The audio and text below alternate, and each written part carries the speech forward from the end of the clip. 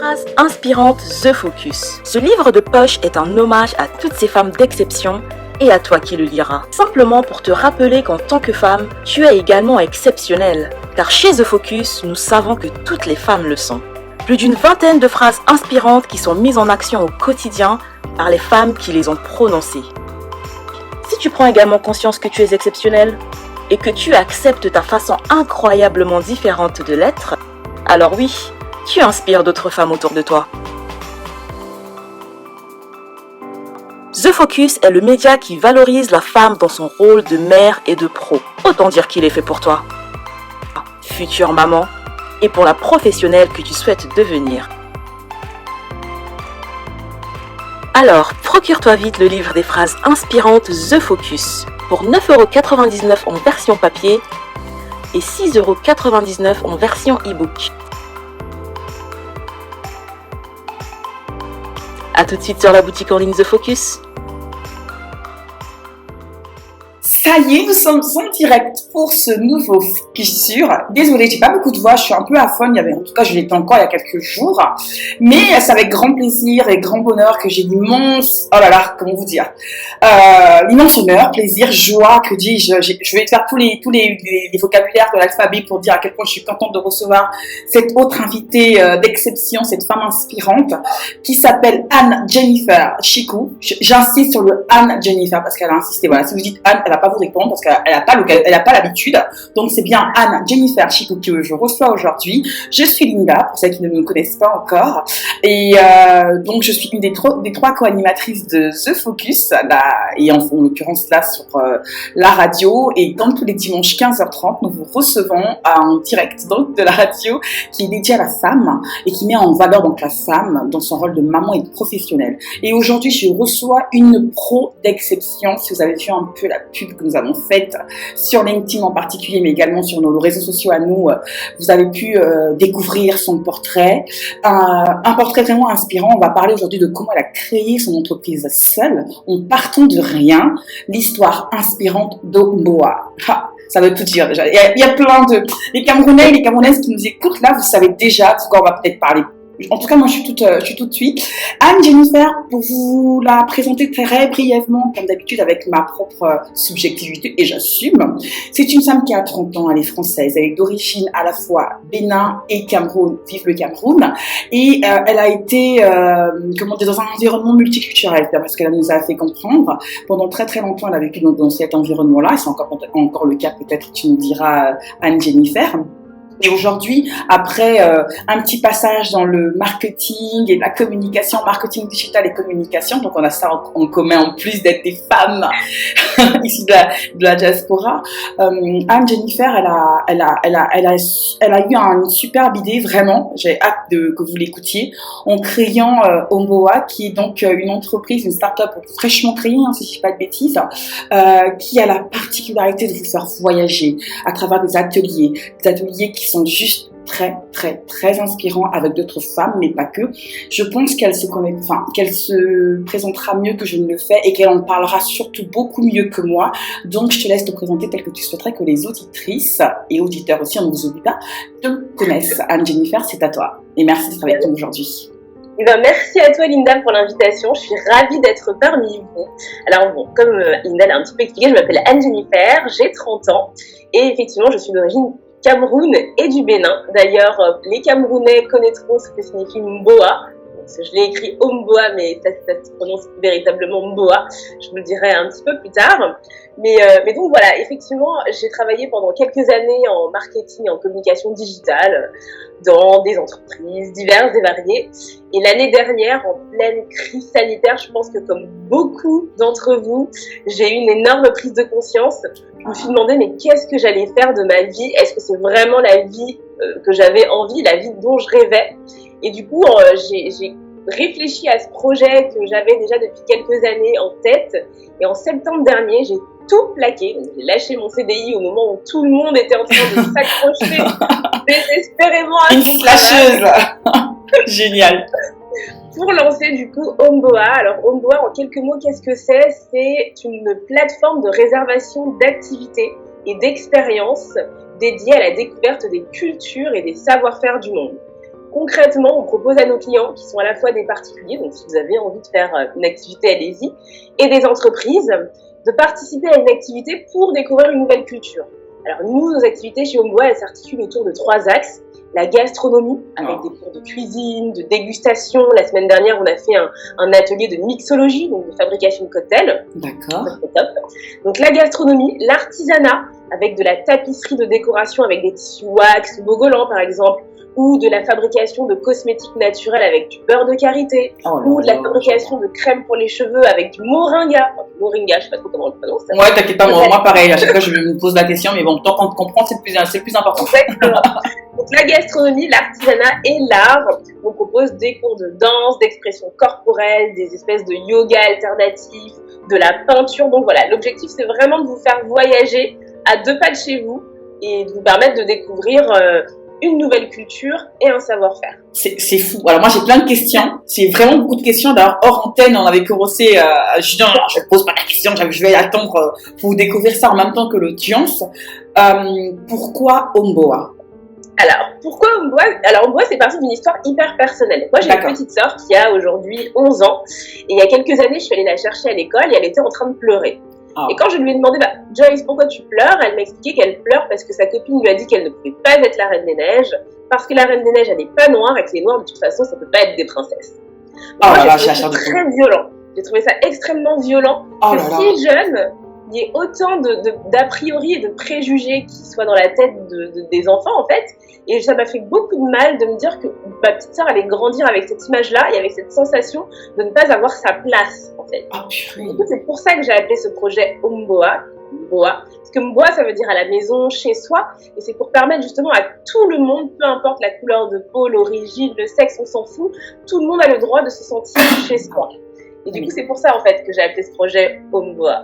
Non, mais c'est violent, ça, comme terme, quand même. C'est violent, hein. Les enfants ne font que reproduire finalement ce qu'on leur apprend. Donc, c'est qu'il y a un problème, en fait. Si cette petite fille, elle dit ça, c'est parce qu'aujourd'hui, malheureusement, en France, il y a un manque de représentation et de valorisation des cultures minoritaires. Et du coup, l'objectif d'Homebois, c'est de montrer une nouvelle image, en fait, du monde, et plus particulièrement de l'Afrique et des Caraïbes. Montrer que c'est pas seulement la misère, mais qu'il y a des choses extraordinaires, des savoir-faire incroyables. Et arrêter de penser qu'on ne sait rien faire là-bas, parce qu'on a des femmes que nous on appelle les Naoué. Naoué, ça veut dire femme en Fongbe, qui est un dialecte pour le coup du Bénin. Ouais. Il y a des femmes qui ont des savoir-faire incroyables et qui n'attendent qu'une chose, c'est de le partager. Alors tu vois là, j'ai mon cerveau qui se bouscule là. Tu prêches à une convertie parce que franchement, je le rabâche tout le temps. C'est tellement important de repenser un peu le narratif sur l'Afrique, sans occulter effectivement les réalités. Mais il y a autre chose que ça. D'ailleurs, on pourrait même faire la même chose pour l'Europe. Je veux dire, voilà. Bon, ça c'est encore un autre débat. Mais je reste encore scotchée sur la douloureuse histoire de ta sœur. Mais ce que j'aime beaucoup dans ce que tu racontes, c'est que de cette histoire douloureuse, même choquante, traumatisante, est né un projet juste génialissime et de peut-être permettre à d'autres filles d'éviter de vivre ça et surtout à leur maman ou à leur sœur d'avoir une autre vision. Parfois, il y a aussi des personnes qui sont dans l'attente de savoir comment ça se passe dans d'autres pays sans pour autant avoir forcément les moyens de se déplacer à chaque fois pour y aller. Donc, c'est génial. Je vais faire une petite parenthèse. Pour Joyce, si elle nous écoute, ou quand elle regardera en fait cette émission, j'espère en replay, qui sera disponible dans moins de 48 heures, ou maximum 48 heures, c'est qu'il y a les livres Vidolé. JC, si tu nous écoutes, coucou à toi. Les livres Vidolé, je sais pas si tu connais un peu, c'est même passé à TV5 Monde il y a quelques temps. Ils ont en fait la particularité de mettre justement à l'honneur des enfants afro, donc des Antilles, ou enfin en tout cas afro-caribéens, qui sont à l'honneur, qui sont les héros de 10 histoires qui les plongent dans le quotidien de personnes afro-caribéennes. Donc, je pense que Joyce, en fait, tu crées ton avatar avec le prénom de la fille, enfin, de l'enfant que tu souhaites. Ça peut même être toi si tu le souhaites, franchement. Et il t'envoie le livre. Et moi, j'ai prévu de le faire pour ma fille et même pour mon fils aussi. Pour Noël, mais ça permettra justement, entre autres, je pense, d'avoir justement cette représentativité que tellement on manque dans les médias ou dans les livres ou des dessins animés à succès. Et là, franchement, ce type d'initiative fait par les fondateurs, ils sont 2, je crois, avec une femme. J'espère qu'on aura l'occasion de recevoir sur The Focus. Mais voilà, Ça va être court, 1 heure, hein, ça va être très court. Donc du coup, j'ai plein de questions qui me viennent à l'esprit comme ça. Alors, comment ça se passe? Tu fais rencontrer des professionnels? Est-ce qu'il faut absolument être professionnel pour pouvoir être une AOE? Ah non, d'accord, il faut avoir une passion, c'est ça? Comment ça se passe? Alors, tout le monde peut être une AOE. Il faut juste être une femme, avoir envie de partager sa culture et son savoir-faire. Nous, le critère numéro 1, c'est la passion. Alors, bien sûr, après, on va exiger un peu de qualité, parce que notre objectif, c'est de montrer la plus belle image de l'Afrique et des Caraïbes possible. Du coup, on va éviter de faire des choses un peu en bazar ou approximatives. Mais pour toutes les femmes qui sont vraiment passionnées, je pense par exemple à une femme qui cuisine, je sais pas, de la cuisine congolaise par exemple, hyper bien, qui a envie de parler du Congo et qui a envie de faire découvrir l'alimentation, les plats, les saveurs du Congo. Elle nous contacte sur notre site internet ou elle nous envoie un message sur les réseaux sociaux. On la rencontre et puis elle nous fait tester 2-3 petites choses. Et si on valide, on met son profil sur la plateforme. Elle a juste à se créer un statut d'auto-entrepreneur. Donc, c'est toute la partie administrative. On accompagne sur cette partie-là. Et ensuite, elle peut animer des ateliers au Mdoa. Alors, donc, rassure-moi, comme c'est une entreprise, il y a forcément la partie pécuniaire. Donc, les personnes les NAOE sont rémunérées, j'imagine, et les personnes qui viennent assister aux ateliers, parce qu'elles viennent apprendre quand même un savoir-faire. Elles payent directement sur la plateforme. En fait, sur notre plateforme, on référence plusieurs activités. Donc, en ce moment, on a de la cuisine, on a de la fabrication de boucles d'oreilles à base d'argile, on va avoir des ateliers de mixologie, donc des cocktails aux saveurs afro-caribéennes. On a pas mal d'activités. Les personnes qui veulent participer s'inscrivent à l'atelier qui leur plaît en fonction des dates et des disponibilités et elles payent leur place et ensuite derrière la NAOE anime son atelier et elle va être rémunérée pour ça. Et ça se passe où du coup l'atelier? C'est dans les locaux de la personne? Pas du tout. Alors nous on a un business model un peu particulier, donc on a développé des partenariats avec des hôtels, des tiers-lieux, des restaurants. On s'est dit que il y a plein de lieux super, uniquement basés en Île-de-France. Mais d'ici l'année prochaine, on essayera d'ouvrir dans d'autres villes et si ça marche à l'international. Il y a énormément quand ça va marcher. Pas si, ça va marcher, c'est vrai. Génial. Je pense aux hôtels. Il y a des hôtels, les hôtels, ils ont subi la crise sanitaire de plein fouet. Et en fait, ça leur a permis de se rendre compte qu'aujourd'hui, on ne peut pas juste baser son activité sur des touristes. Parce que quand il n'y a plus de touristes, on est mort. Nous, on va les voir en leur disant, OK, aujourd'hui, vous, en tant qu'hôtel, vous avez une concurrence incroyable qui s'appelle Airbnb. Moi, demain, si je vais à Marseille, je vais prendre un Airbnb parce que les Airbnb sont stylés, parce que les Airbnb sont professionnels et parce que ça me coûte finalement le même prix qu'un hôtel. Donc, le travail de l'hôtel, c'est de se démarquer, de trouver un facteur différenciant fort qui va faire en sorte que moi, demain, si je vais à Marseille, plutôt que d'aller dans un Airbnb, je vais choisir d'aller dans un hôtel. Et pourquoi est-ce que je choisirais d'aller dans un hôtel en dehors du petit déjeuner gratuit? C'est parce qu'il y a des activités sympas à faire.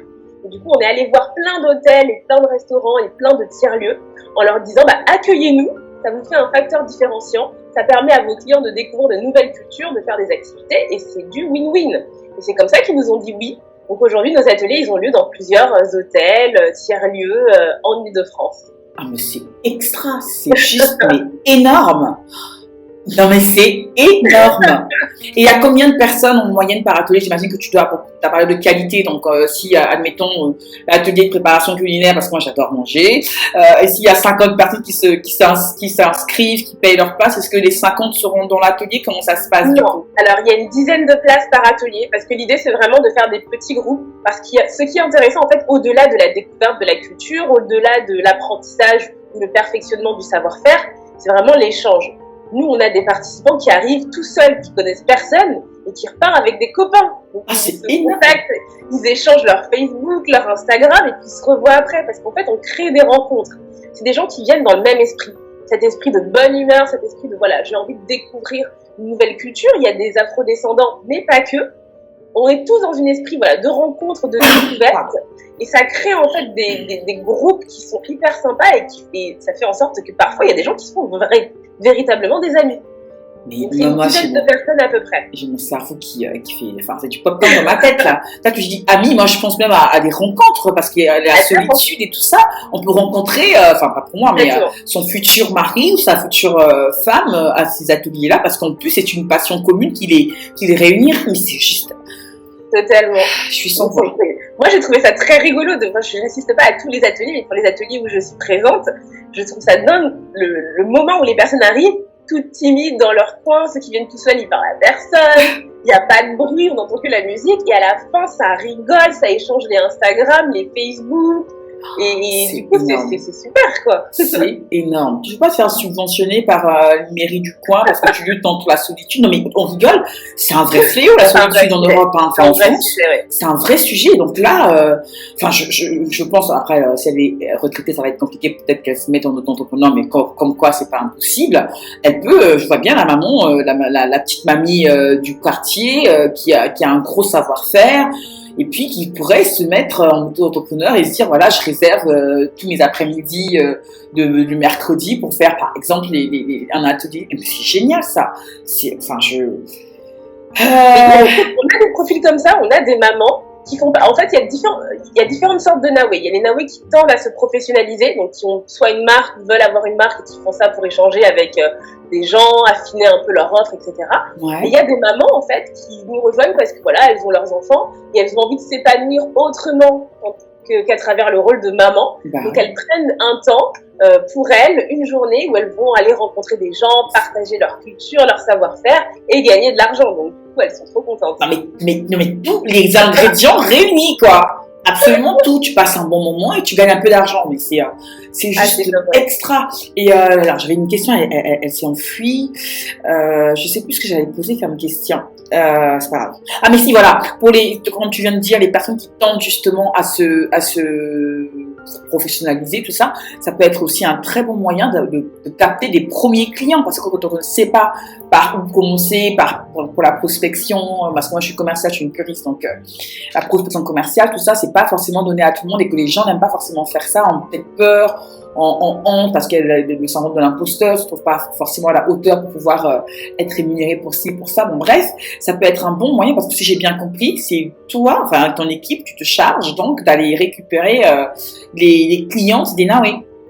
Totalement. Et moi, j'ai un super exemple à propos de ça. C'est l'exemple d'Awa. Donc, Awa, maman de 2 petits bouts de chou, qui rêvait d'ouvrir sa marque de cosmétiques, en fait. Donc, elle avait un petit peu commencé quelques idées, mais syndrome de l'imposteur. Elle pensait vraiment qu'elle n'allait pas y arriver.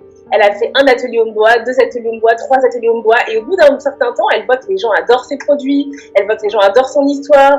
Elle retravaille son marketing. Nous, pendant les ateliers, on fait des photos, donc elle a du contenu à poster sur les réseaux sociaux. Et aujourd'hui, c'est l'heureuse fondatrice de la marque Mansatulo, une marque de beurre de karité. Et du coup, il faudra que tu me la présentes. J'adore en plus le beurre de karité. Moi, je ne mets que ça depuis des années sur ma peau, sur mes cheveux. Bon, bref, c'est énorme. Oui. C'est énorme. Et en plus, nous, ce qu'on adore justement chez The Focus, c'est que des femmes comme ça peuvent trouver aussi des clients dans le réseau The Focus, parce qu'on est vraiment des femmes qui essaient de travailler ensemble. Et non, on n'essaye pas que, hein, on travaille ensemble. Je fais un petit clin d'œil quand même au livre de poche qu'on a édité fin septembre, qui est justement les phrases inspirantes des quelques femmes The Focus qui sont arrivées, qu'on a eu le plaisir de recevoir. Ça va bientôt faire 2 ans, ça passe vite. Bref, on a juste réuni au fait des phrases inspirantes de femmes du quotidien, mais j'aurai l'occasion d'en reparler en fin de l'émission.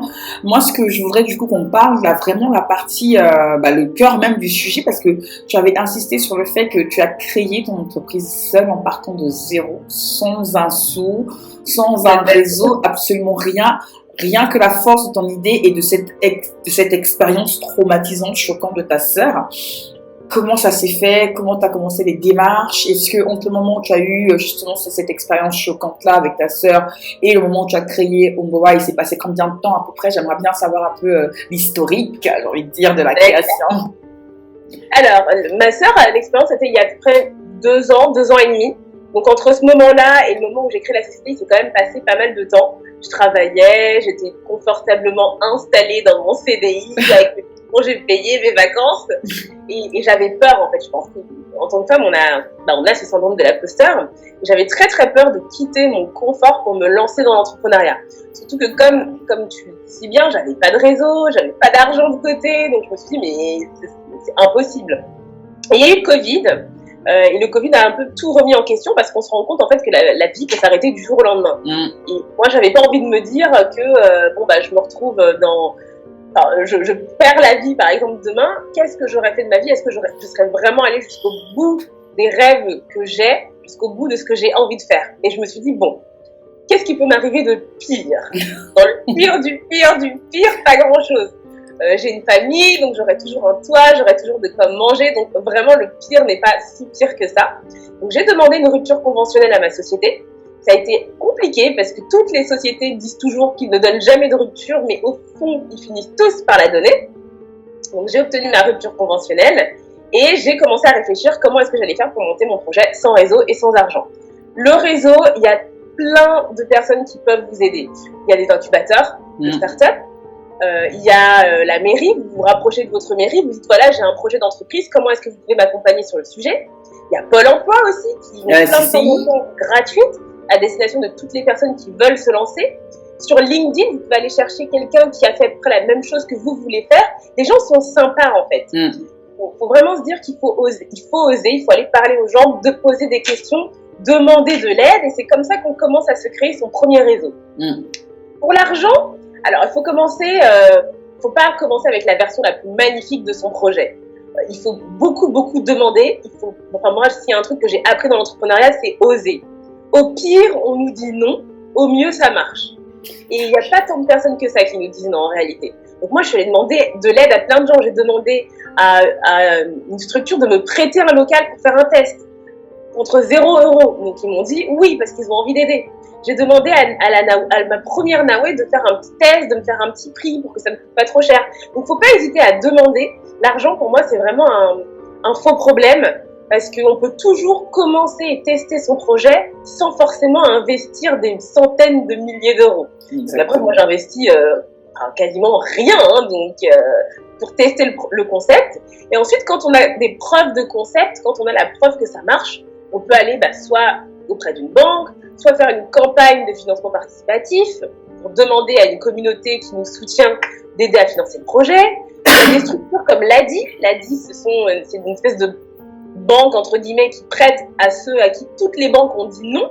Donc, il y a toujours un moyen d'aller chercher de l'argent. Oh là là. Et d'où justement la magnifique chaîne YouTube Founder, c'est ça, non? Exactement. Et où tu partages effectivement tout ton parcours, ce par quoi tu as été passé pour pouvoir justement créer Omboa et peut-être des astuces que tu donnes. Moi, j'aime beaucoup l'idée de partage et vous comprenez donc pourquoi elle est avec nous ce dimanche, parce que oui, on le dit, on le répète des centaines de milliers de fois par jour, par semaine, que les femmes sont fortes, que les femmes sont exceptionnelles, que les femmes sont bienveillantes, mais que moi, j'ai pas peur de le dire. Je sais exactement aussi que je ne peux pas travailler avec toutes les femmes, je ne peux pas, et on ne peut pas non plus inviter tout le monde et toutes les personnes qui nous proposent de passer avec nous en radio. Malheureusement, on n'est pas toujours, capable de dire oui tout de suite parce qu'on ne sait pas effectivement qui on est, parce qu'on ne se connaît pas. Il y a des femmes qui parlent de bienveillance, mais qui dans la pratique ne le sont pas spécialement. Et toi, le fait que tu donnes de ton temps et que tu parles justement parfois des histoires un peu difficiles et que tu ne t'arrêtes pas à ça et que tu donnes de la force à d'autres femmes que tu ne connais même pas et que tu n'es même pas payé pour le faire, que tu partages vraiment spontanément ton expérience, c'est justement de ça. C'est de ça dont on a besoin, c'est de ça dont on parle. C'est pour ça que, entre autres, The Focus existe. Donc, merci de me confirmer qu'on a fait le bon choix, encore une fois, de oser t'inviter. Et tu as osé accepter, donc c'est génial. Merci beaucoup. Et donc là, tu parles de quand il s'agit de créer les ateliers, d'organiser tout cela. Vous êtes combien dans l'équipe? Alors, il y a mon associé et moi-même, donc nous sommes 2. Aujourd'hui, on a des stagiaires qui nous aident un petit peu à avancer et on espère faire notre premier recrutement en CDD, CDI d'ici l'année prochaine. Donc, on croise les doigts pour que ça avance vite. Et je parle de on aussi parce que les Naoué, c'est pas juste des prestataires qui font les ateliers, c'est une vraie communauté derrière. Là, pour les fêtes de fin d'année, on va organiser un petit repas tout ensemble. L'idée, c'est vraiment qu'elle soit une petite famille. Il y a des filles qui font du business les unes avec les autres. Par exemple, on a Alem qui crée des savons, qui a besoin de beurre de karité, et Awa qui propose du beurre de karité. Donc du coup, ça fait le lien. Donc voilà, c'est une vraie communauté. Elles sont partie prenante du projet. Elles proposent des idées, elles proposent des ateliers, et en fait, on avance vraiment tous ensemble. Donc c'est top. Il faut faire une ouverture de capital, hein. Peut-être que si on a un peu d'argent, on peut investir là-dedans, parce que comme on ne peut pas tout faire, moi je suis, je veux dire, tout ce que tu dis, tout ce que j'entends là, j'ai l'impression de mon temps, c'est juste énorme et ça fait du bien, ça fait vraiment du bien. Moi, les dimanches 15h30, c'est mon petit moment de, ah yes, ça va être génial en ce moment. Non, mais c'est vrai, je dis ça en rigolant, mais ça peut être intéressant de réfléchir à ça et de penser une mini capitalisation, hein. Ça nous permettra de mettre le pied à l'étrier sans pour autant se décupler, parce qu'on ne peut pas tout faire malheureusement, mais des projets comme ça reste toujours très très très inspirant. Et donc franchement, waouh. Il y a combien de Nawe au final depuis alors parce que là la boîte est créée officiellement depuis juin, si je dis pas de bêtises, c'est ça? Exactement, officiellement depuis juin. Moi j'étais en auto-entrepreneuriat avant pour tester. Ouais. L'auto-entrepreneuriat c'est top. Enfin, moi j'en parle un peu dans une des vidéos YouTube, mais ça permet en fait de tester son idée sans trop s'engager, parce que si ça marche pas, on paye rien en fait. Donc ça c'est top. Donc, depuis juin, on a créé la société et on a actuellement une vingtaine de Nawe, avec l'ambition d'en recruter au moins 3 fois plus d'ici les prochains mois. Mais ça se passe comment du coup les recrutements? Là, je vois par exemple une auditrice qui se demande comment faire justement pour devenir une Nawe. Ça se passe comment les recrutements des Nawe du coup? Alors, sur notre site internet, on a un petit formulaire. Donc, tout en haut, il y a marqué les Nawe ou nos Nawe et devenir une Nawe. Donc, elle nous envoie un petit message, elle complète le formulaire et puis après, on la recontacte pour un premier échange d'une dizaine de minutes, juste pour comprendre un petit peu ce qu'elle a envie de proposer. Et ensuite, si ça fonctionne, on fait un test. Ouais. Et si le test est concluant, et bienvenue dans l'aventure. Et c'est parti pour des ateliers à son rythme, quand elle veut. Parce que du coup, ce qui est intéressant, c'est que les Nawe proposent leur date. On n'impose rien. D'accord. Ah, c'est un... Pardon, vas-y. Non, je disais juste que par exemple, pour celles qui sont mamans et qui ont juste envie de faire ça de temps en temps, il y a beaucoup de mamans qui nous rejoignent plutôt pendant les vacances. D'accord. Pendant les vacances scolaires, elles font des ateliers, ensuite elles font plus d'ateliers pendant 3-4 mois et puis elles reviennent pour les vacances. Donc c'est vraiment chacun à son rythme. On nous propose des dates et puis nous après, on planifie tout ça. Mais non, mais c'est pas possible. Calme-toi, Nina, ça va aller. Mais alors, comment ça se passe? C'est un contrat, c'est un engagement contractuel, j'imagine, avec les Nawe? Ça se passe? Alors, pour le moment, on n'a rien contractualisé. D'accord. Parce ça marche très bien comme ça. Peut-être qu'à terme, on le fera, mais on est vraiment sur une relation de confiance. Donc, la Nawe qui veut faire son atelier, une fois qu'elle est validée par les équipes, son profil, la page de son atelier est en ligne. Elle a juste à ouvrir les dates quand elle est disponible. Quand elle n'est pas disponible, les dates sont fermées, mais les clients ont quand même la possibilité de s'inscrire par mail. Ce qui fait qu'en fait, si on a par exemple 20 personnes qui sont hyper intéressées par l'atelier, nous on va contacter la Nawe en lui disant écoute, si par exemple c'est toi, écoute Linda, tu as 20 personnes qui ont vraiment envie de faire ton atelier, est-ce que tu as une disponibilité prochainement? Donc voilà, c'est comme ça que ça se passe. Et si elle veut plus faire l'atelier, elle n'en fait plus. Si elle veut en faire, elle en fait. On n'avait pas envie de contractualiser la chose parce que c'est un petit peu chacun fait comme il veut. Pardon. Alors du principe que quand on oblige les gens à faire quelque chose, c'est moins qualitatif, c'est moins authentique. Et c'est pour ça en fait qu'on a envie de recruter beaucoup de Nawe pour qu'il y ait plein d'ateliers et que personne ne soit obligé de faire un atelier s'il n'en a pas envie. Mais elles doivent toutes être auto-entrepreneurs, si j'ai bien compris. Elles doivent toutes être entrepreneurs. Ça, c'est vraiment des questions de législation. En fait, on ne peut pas faire de business si on n'a pas de statut. Donc, c'est vraiment le prérequis, en sachant que nous, on les accompagne vraiment dans la création de leur numéro d'auto-entrepreneuriat et que ce qu'il y a de très intéressant dans le statut d'auto-entrepreneur, c'est que si on ne fait pas de chiffre d'affaires, on ne paye absolument rien. Et si jamais on fait 0 chiffre d'affaires pendant 1 ou 2 ans, on est juste radié et puis voilà, fin de l'histoire. Ah là là, les femmes qui nous écoutent, franchement, y a aucune excuse. Il y a aucune excuse pour ne rien faire. Moi, je pense même que Pôle emploi devrait vous donner une espèce de, je sais pas comment expliquer ça, en fait, d'une forme, j'ai mon cerveau qui est en train de tourner à 1000 à l'heure. Mais non, mais t'imagines toutes les personnes au Pôle emploi qui ont des compétences, qui ont de vraies compétences, et qui pour X, Y raison ne trouvent pas d'emploi, elles peuvent être effectivement à leur compte. Et là, il va être content, le Macron, parce que du coup, la Startup Nation, tout ça, ça commence comme ça. Non mais c'est fou. C'est une super initiative. Waouh. Donc là, en gros, par contre, je réfléchis à haute voix. Je ne suis pas afro-caribéenne. Est-ce que je peux être une Nawe? Alors ça, c'est un vrai sujet et c'est une vraie question. Au départ, en toute honnêteté, j'avais dit non. Chose que je peux comprendre. Afrique Caraïbes, point barre. Et en fait, j'ai un peu changé d'avis parce que j'ai fait une très belle rencontre cet été. J'ai rencontré Sriani, qui est réfugiée sri-lankaise, qui cuisine mais tellement bien, qui est passionné de son pays, malgré le fait que voilà, il se passe pas des choses super tout le temps, bon, c'est comme ça. Et donc, moi, j'ai commencé avec l'Afrique et les Caraïbes parce que c'est ce que je connais le mieux. C'est voilà, c'est mon continent de cœur, d'origine, donc du coup, j'avais envie de le mettre en avant. Mais à terme, l'ambition d'Onvoa, c'est de représenter toutes les cultures. Donc, on va pas ouvrir tout de suite. Là, on est focalisé sur l'Afrique et les Caraïbes. Début d'année prochaine, on ouvre une partie de l'Asie et du Moyen-Orient. Et l'objectif, c'est qu'à terme, toute personne qui a juste envie de partager sa culture et son savoir-faire puisse le faire. Et ce qui est intéressant de faire ça, parce que certaines personnes m'ont reproché le fait d'ouvrir à d'autres cultures en disant non mais par exemple la culture japonaise c'est bon, tout le monde connaît, nous on veut juste mettre en avant la culture africaine.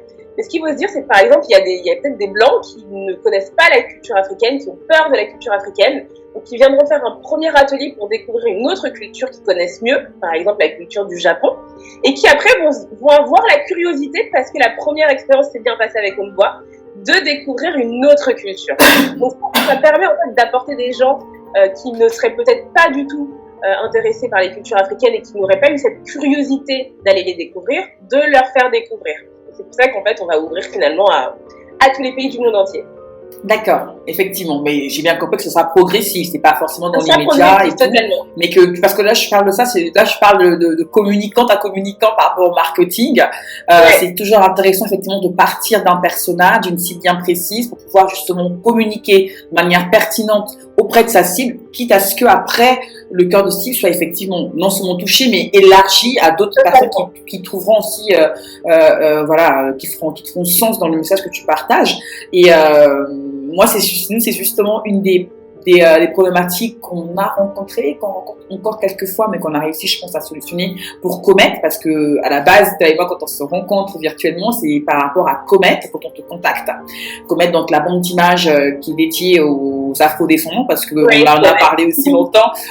C'est difficile de trouver effectivement facilement et à des prix abordables des photos de plats, de professionnels, bref, d'afro-descendants qui soient vraiment représentatifs du Cameroun, du Congo, de Brazzaville, peu importe en tout cas, et à des prix intéressants. Soit c'est européanisé et machin, donc on a eu droit un peu à de tout. Moi c'était l'inverse par contre, c'est pas des afro-descendants qui nous ont dit d'ouvrir.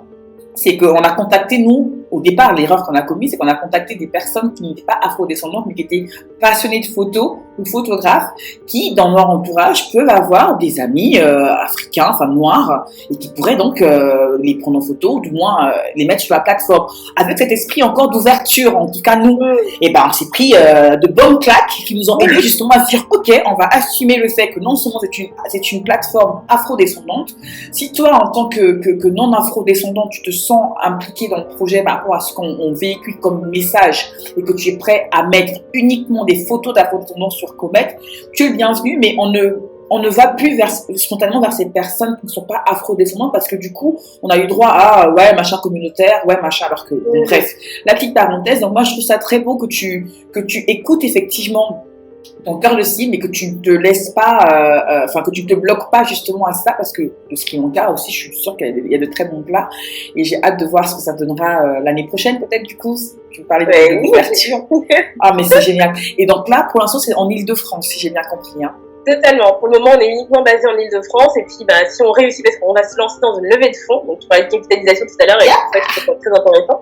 Et si on réussit notre levée de fonds, l'idée c'est de déployer le modèle dans d'autres pays. Je fais ma coach. Je suis pas une coach, mais pas si.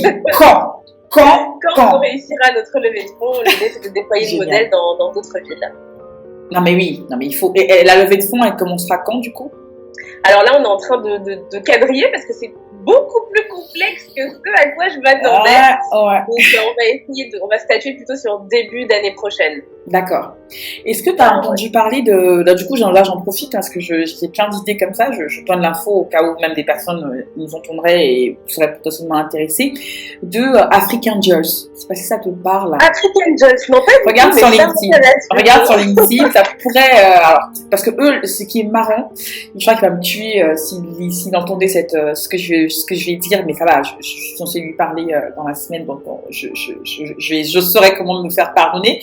Mais en gros, en fait, c'est une structure qui permet de mettre en relation des investisseurs africains, mais pas que, avec des porteurs de projets afro-descendants. de la diaspora ou sur le continent. Parce qu'il y a beaucoup de, même si on, voilà, encore une fois, le narratif de l'Afrique, il y a beaucoup d'argent dans les pays d'Afrique, il y a beaucoup de personnes africaines qui ne sont pas forcément en Afrique, qui ont beaucoup d'argent et qui sont parfois même discrètes et qui ne savent pas, qui voudraient investir et qui ne savent pas trop par où commencer. Parce que nous, on a le problème, entre autres, du manque de data. On n'arrive pas à suivre les projets, les entreprises, savoir quel est le budget qu'elle fait, le chiffre d'affaires, tout ça.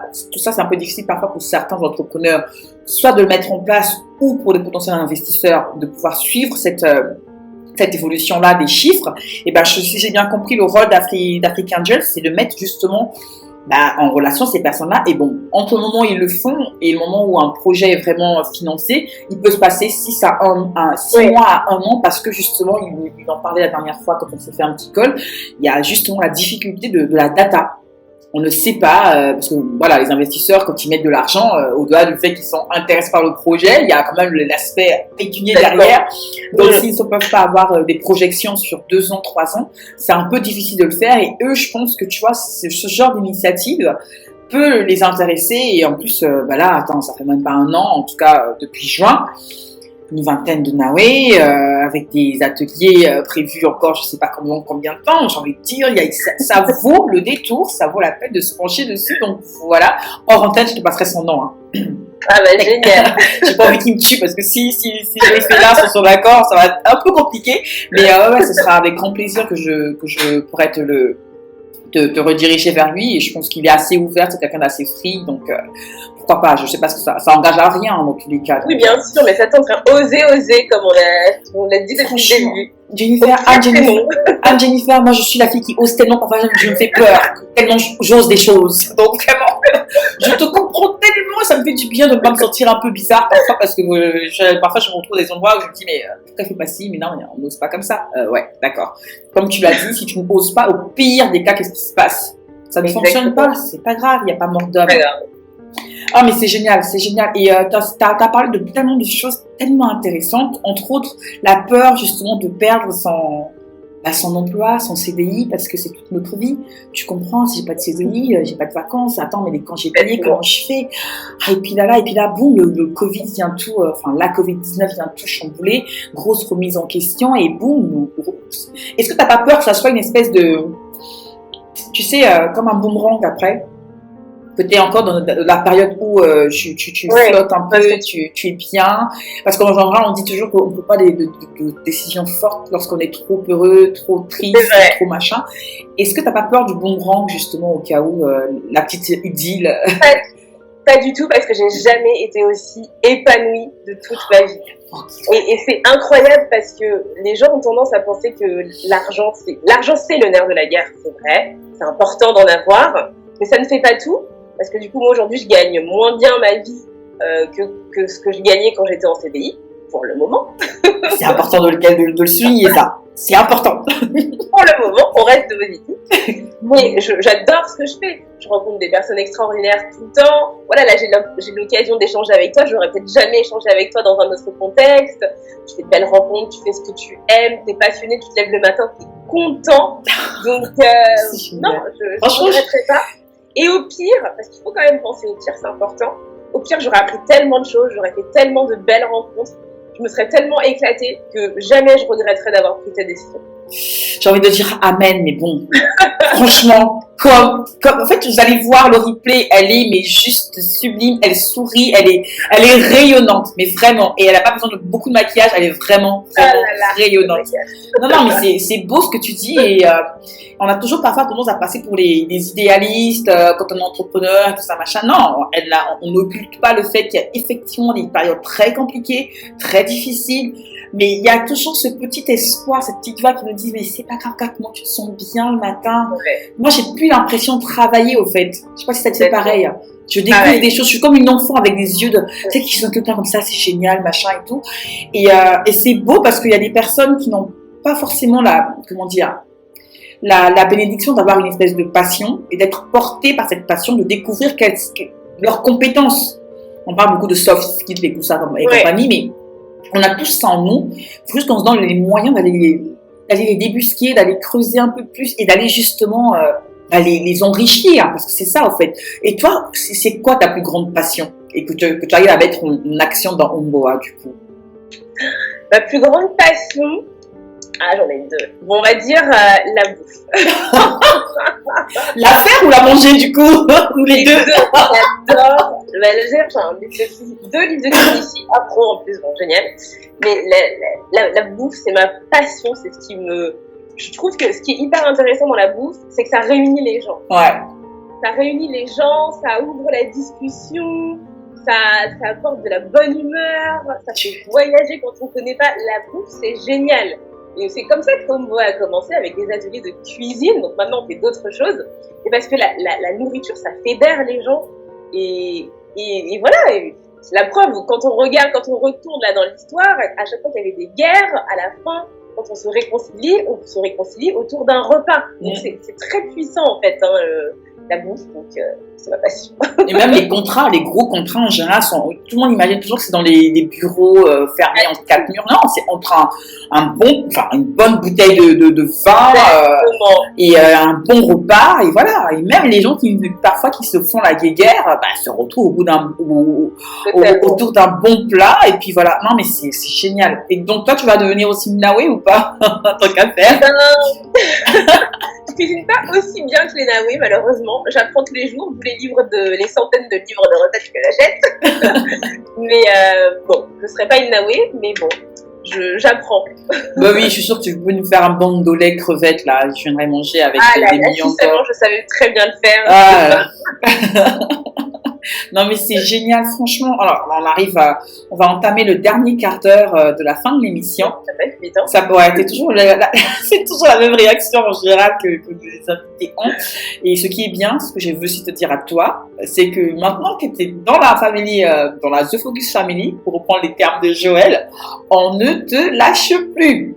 Non, ne me lâchez pas, je suis là. Et tu reviens quand tu veux, nous, ce sera avec grand plaisir qu'on fera encore une émission avec toi. Et moi, j'ai hâte effectivement de te voir en vrai parce qu'on adore aussi faire des rencontres de focus. Donc, ça sera avec grand plaisir qu'on te présentera d'autres femmes avec qui vous pourrez y avoir de superbes connexions de travail, mais pas que. Donc, c'est aussi ça, parce qu'on prend vraiment la femme dans son rôle de maman et de professionnelle. Donc, ça sera avec grand plaisir qu'on te présentera les autres femmes inspirantes dont tu fais partie. Et je sais que tu ne me doutes pas. Et je sais pas si tu as peut-être d'autres anecdotes comme ça que tu voudrais partager avec nous ou d'autres actus pour Omboa ou pour justement la chaîne The Founder. Alors, d'autres actus, il y en a pas mal, on va dire. Donc, la levée de fonds, c'est une grosse actu en exclusivité qu'on a pour le moment dit à personne. Donc, à le savoir. Nos ateliers, ils ont lieu toutes les semaines au Mob Hotel en ce moment, qui est un hôtel absolument canon à Saint-Ouen. Vraiment canon. Donc, on a plein d'ateliers à venir. Les fêtes de fin d'année, pareil, on va avoir plein d'ateliers. N'hésitez pas à offrir des cartes cadeaux, etc. Donc ça, c'est chouette. La chaîne, ça continue. Je partage toutes les semaines un bon plan, une idée. J'ai parlé de statut, j'ai parlé d'incubateur.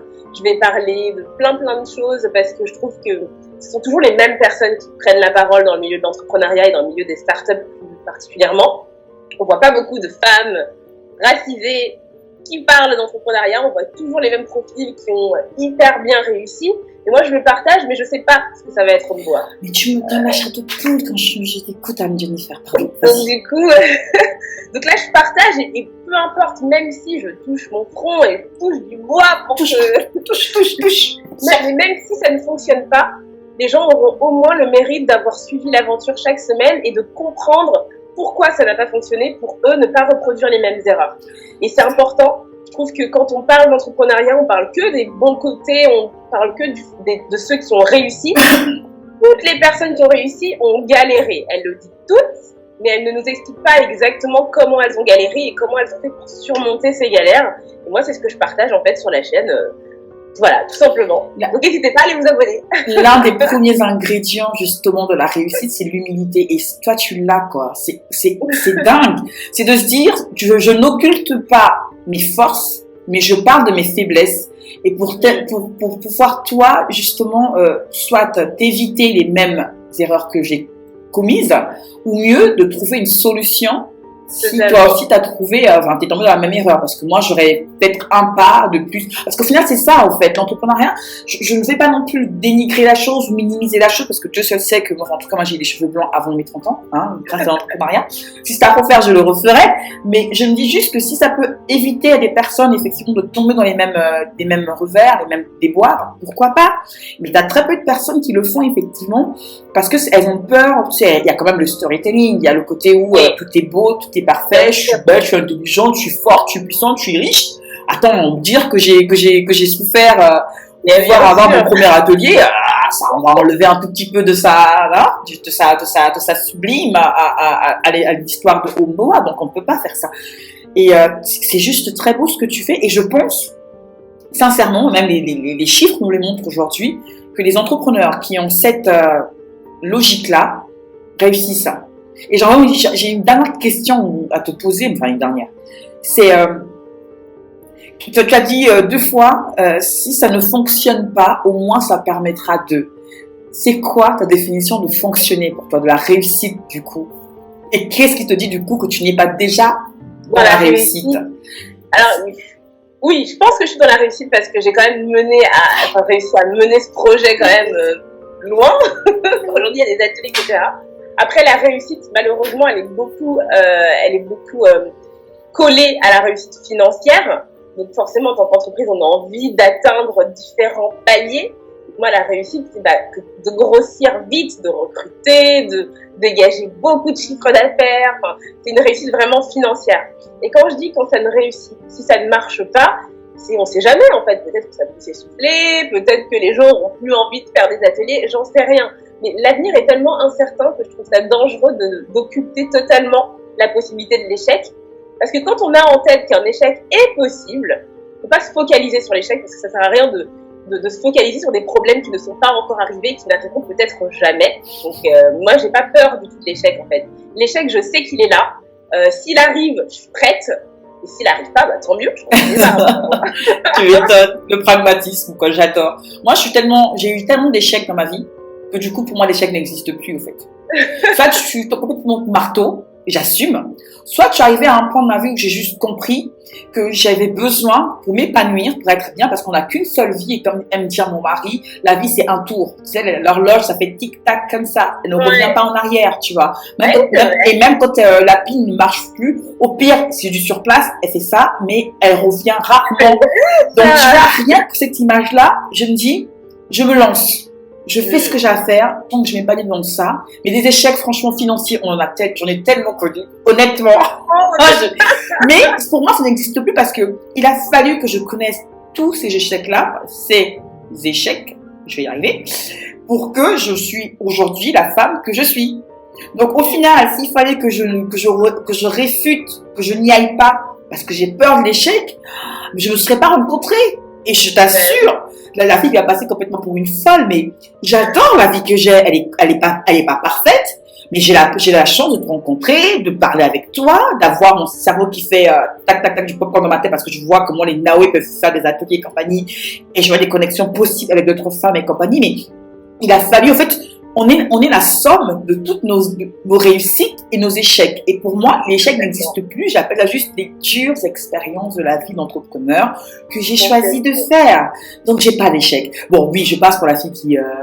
mais j'ai rien... Non, mais c'est une bonne mentalité. Enfin, moi, je crois beaucoup Bon, je m'éloigne un peu du sujet, mais je crois beaucoup en la loi de l'attraction et au fait d'attirer vers soi le positif et toutes les choses qu'on veut. Et à force d'être là, à se dire, on va y arriver, ça arrive, ça va arriver. Bon, Anne-Jennifer, toi, tu as pris ton rendez-vous, ton ticket là, sur le yacht. Parce que moi, mon rêve, je le dis là souvent à plusieurs émissions, ça va m'avoir en train de partir encore. Mon rêve, dans quelques années, quand j'aurais dit justement que j'aurais réussi, même si je sais dans ma tête que j'ai déjà réussi, puisqu'il n'y a pas d'échec, mais bon, bref, c'est de pouvoir naviguer sur un yacht, quelque part, sur les côtes africaines, en mangeant du poisson brisé dessus.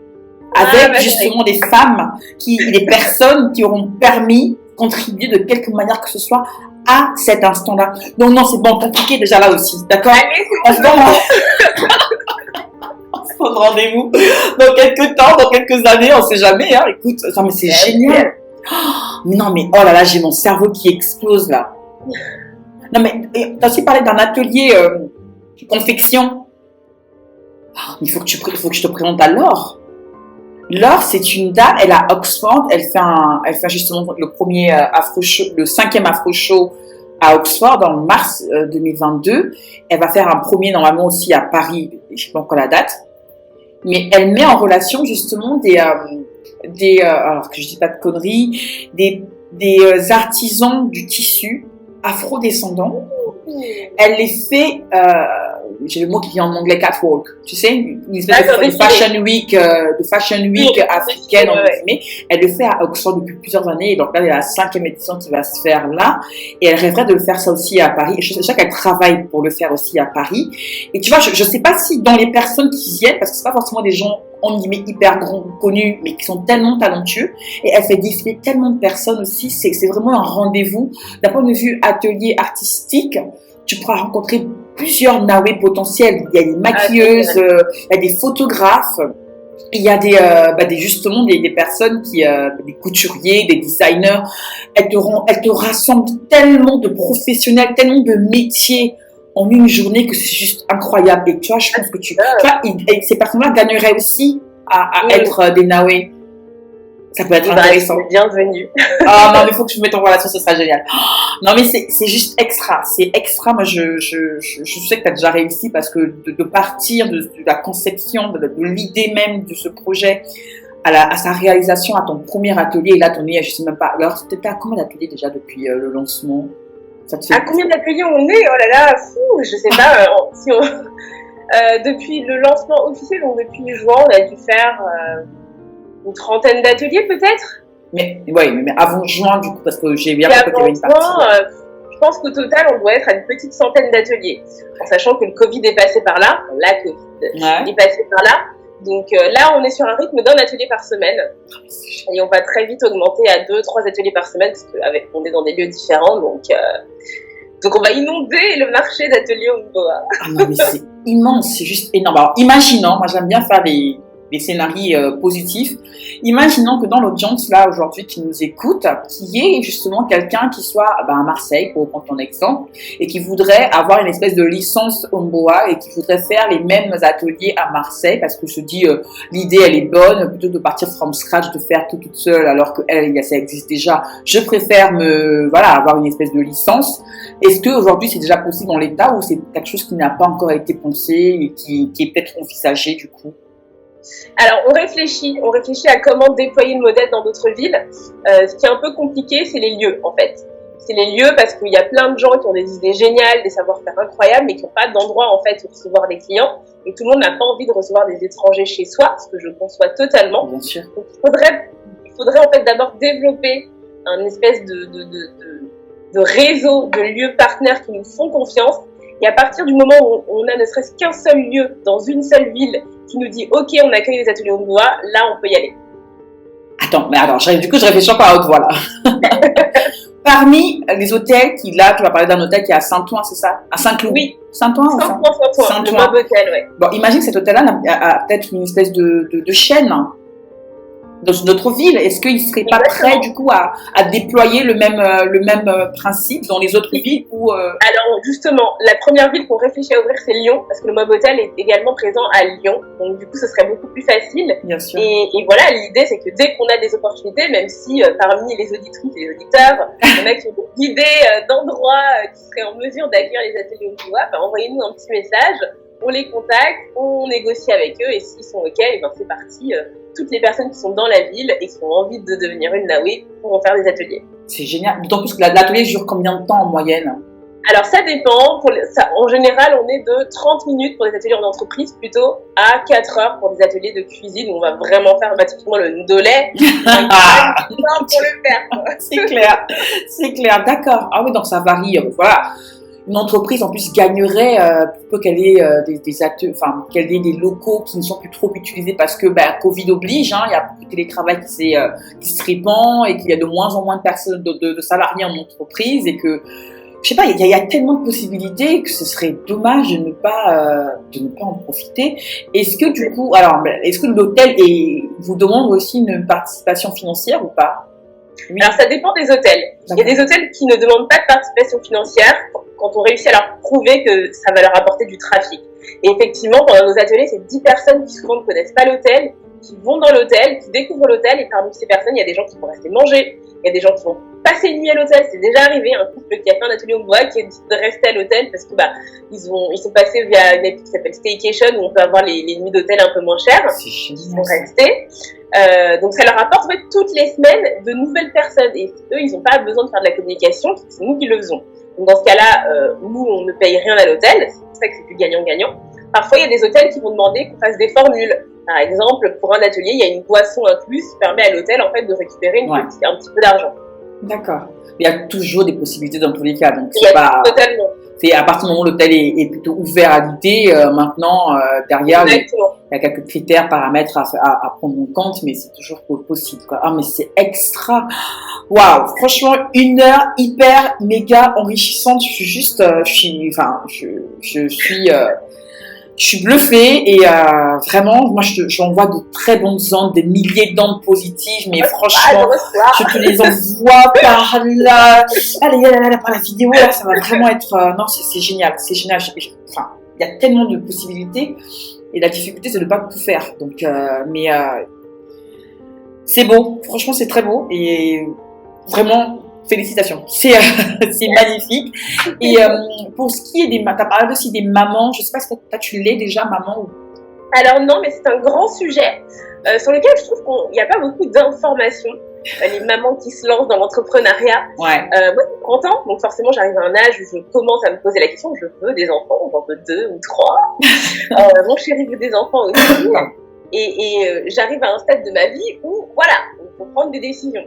Et c'est aussi ce que je sous-entends dans le si ça fonctionne et si ça fonctionne pas. C'est pour ça que je parle beaucoup du caractère financier du projet. C'est que pour fonder une famille, c'est un budget, il faut prendre un appartement plus grand, il y a les études des enfants, etc., etc. Et entre 30 et 35 euros, il n'y a que 5 ans. Donc voilà, j'ai envie d'être maman. C'est clairement pas le moment, là, maintenant, tout de suite. Mais il faut pas passer son projet avant la volonté de fonder une famille. Donc moi, je me donne une deadline de 2 ans. Et dans 2 ans, quoi qu'il arrive, peu importe le moment où je suis maman. Tu sais, si ça peut aider, si ça peut t'aider, si ça peut aider les femmes qui nous écoutent, il n'y aura jamais de bon moment pour les gros projets. Et parfois, quand on privilégie un projet au détriment de l'autre, quand j'ai au détriment, c'est-à-dire qu'on a l'impression de devoir trancher, même si c'est pas vraiment ce qu'on veut faire, ça peut partir du mauvais pied pour le projet qui a été sélectionné au final.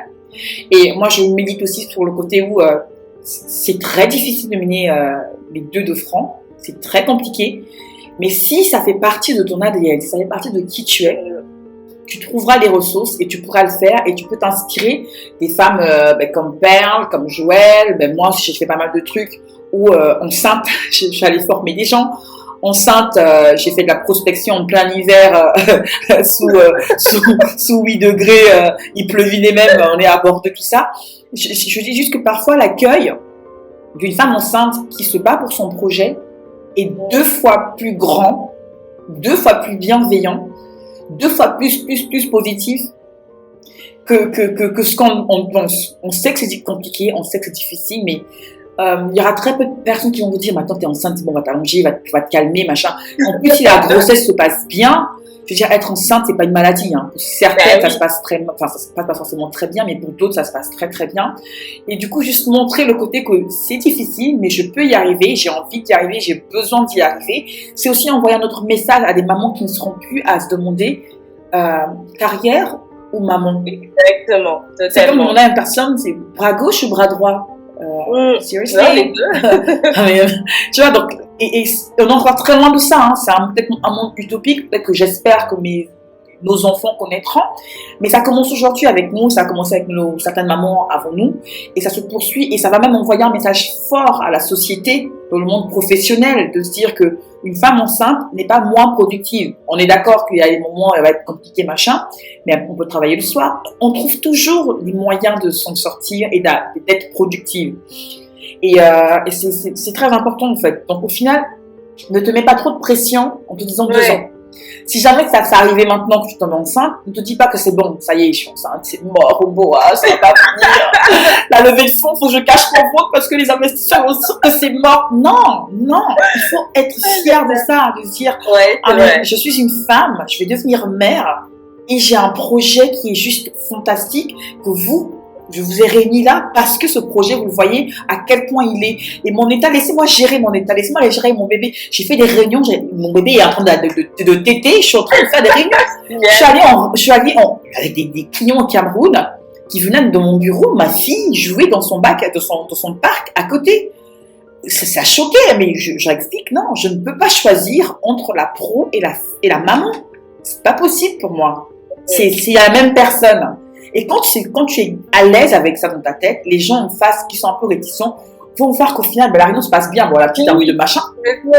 Et même l'enfant le ressent. L'enfant ressent que tu es zen. Si tu as une espèce de dualité en toi qui dit, ah là, je vais pas y arriver à la réunion, tu es stressé, tu envoies des enfants, et les enfants, c'est des éponges. Ils captent tout, et puissance 2. Moi, je suis tellement en mode zen. Oui. C'est trop bien. Attends, c'est moi la boss, viens me voir quand on a une réunion. Oui, je t'informe que j'ai ma fille là, elle est avec moi, tout va bien se passer. Parfois même, j'avais au dos. J'ai des photos, il faut que je les publie. Parce qu'on n'aime pas que, avec mon mari, on ne veut pas que les photos soient sur Internet, mais j'ai ma fille au dos quand je vais travailler. Je suis au Cameroun.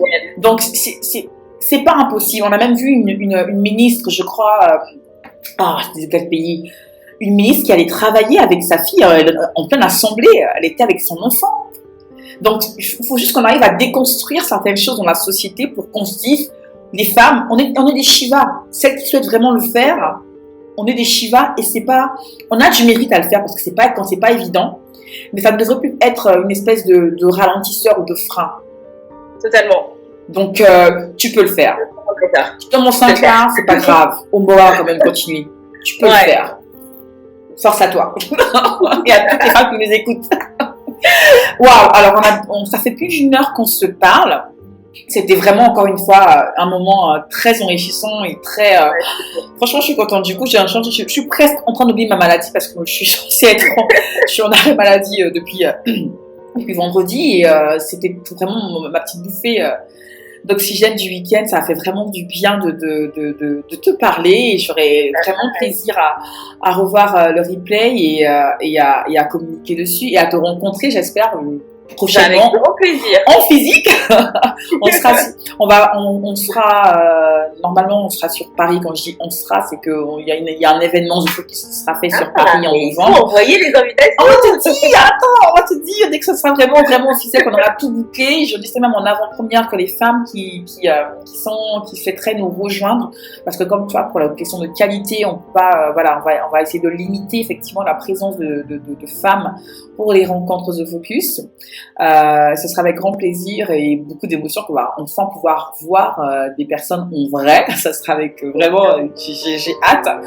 Et puis moi, je sais pas si tu as un dernier mot de la fin pour pouvoir clôturer cette superbe émission, ce superbe échange. Mon mot de la fin, c'est finalement rien n'est impossible. Donc il faut oser. Voilà, il faut oser. Oser faire partir à la poursuite de vos rêves. Il n'y a pas de limite.